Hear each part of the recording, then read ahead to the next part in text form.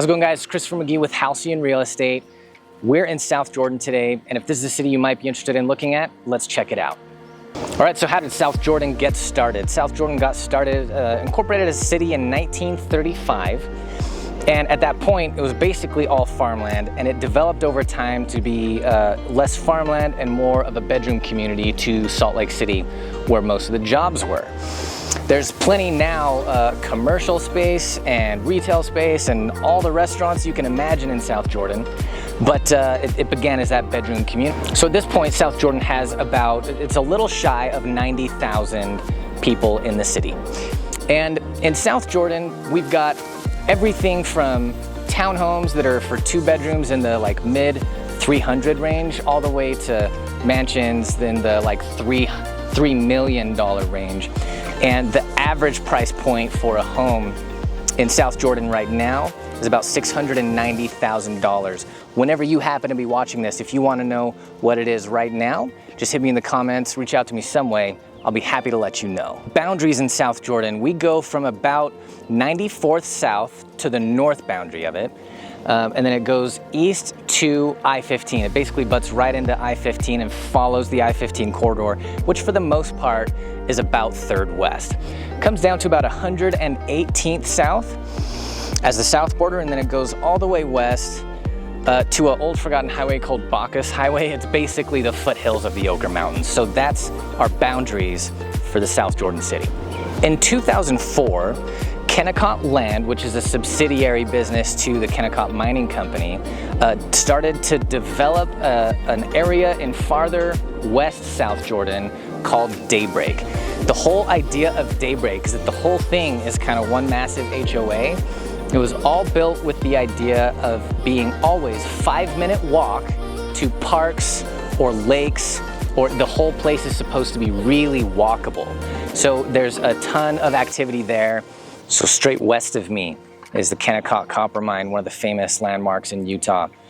In 2004, a subsidiary of that copper mine, Kennecott Land, bought a huge chunk of the land in South Jordan and declared that they were going to develop it and call it Daybreak. Daybreak is where a ton of the growth has been happening in South Jordan.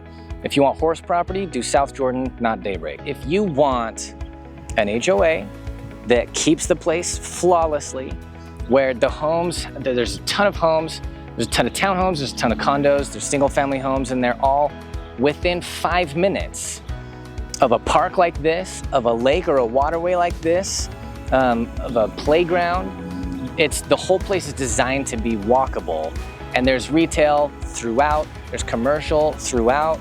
It's a great place to live. Everything is really well upkept. We've got a lot of craftsmen and farm style housing here, and the whole place is kept really well. It's just stunning. It's a beautiful place to live. Ton of growth happening out here in Daybreak. We're at Mulligans. This is one of the attractions my parents used to bring me to all the time when I was a kid. I'm 41 years old and it's still here, and they keep it really nice. In front of me is the batting cages. Behind me is, of course, the office where you sign up for everything. There's golf, there's driving ranges out here, and there's putt-putt golf right over here. And this is one of the more fun mini golf places that's outside in the state that I've ever been to anywhere, actually. There's a lot of cool stuff. It's beautiful. There's water features in there. It's awesome here at Mulligans. Great place to bring your kids, great place to just get outside for a little while, be active. And the district is kind of the other big, everybody in South Jordan, definitely everybody in Daybreak is gonna come to the district for retail, for restaurants, and definitely for movies. So everything that you might want retail-wise, there's a whole bunch of commercial stuff here as well. The district is a hopping spot to come. We are at Bingham High School. My mom taught here 25 years ago, and to give you an idea of the growth that South Jordan has had, when my mom taught here, the 4 or 5 lane road that comes right in front of Bingham High School was a dirt road 25 years ago, and now it's just neighborhoods for miles across the street and in every direction from here.